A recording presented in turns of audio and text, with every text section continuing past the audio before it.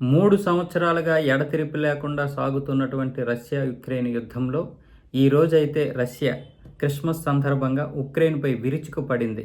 దాదాపు 190 ప్రాంతాలనైతే ఆక్రమించుకుంది ఈ 3 సంవత్సరాల కాలంలో. ఇప్పుడైతే భారీ దాడులకైతే తెగబడింది. ఎందుకంటే ఉక్రెయిన్ గత 2 రోజులుగా రష్యాపై విరుచుకుపడుతుంది.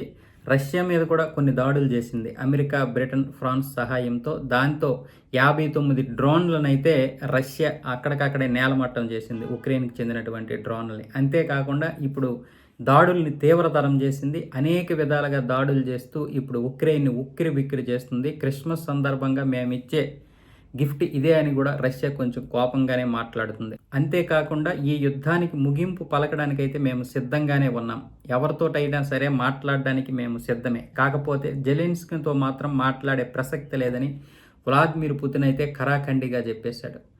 నేను గనక గెలిస్తే ఉక్రెయిన్ రష్యా యుద్ధాన్ని ఆపుతానన్నటువంటి ట్రంప్ మాట్లాడిన కొన్ని క్షణాల్లోనే బైడెన్ అయితే ఉక్రెయిన్కి కొన్ని దీర్ఘకాలిక క్షిపణులకి అనుమతి ఇవ్వడంతో మళ్ళీ ఈ 2 దేశాల మధ్య ఉద్రిక్తత ఎక్కువైంది. అయితే జనవరి 20న అధ్యక్ష బాధ్యతలు చేపట్టనున్నటువంటి ట్రంప్ ఈ దేశాల మధ్య యుద్ధాన్ని ఆపుతాడా, శాంతి నెలకొల్పుతాడా లేదా అన్నది చూడాలి.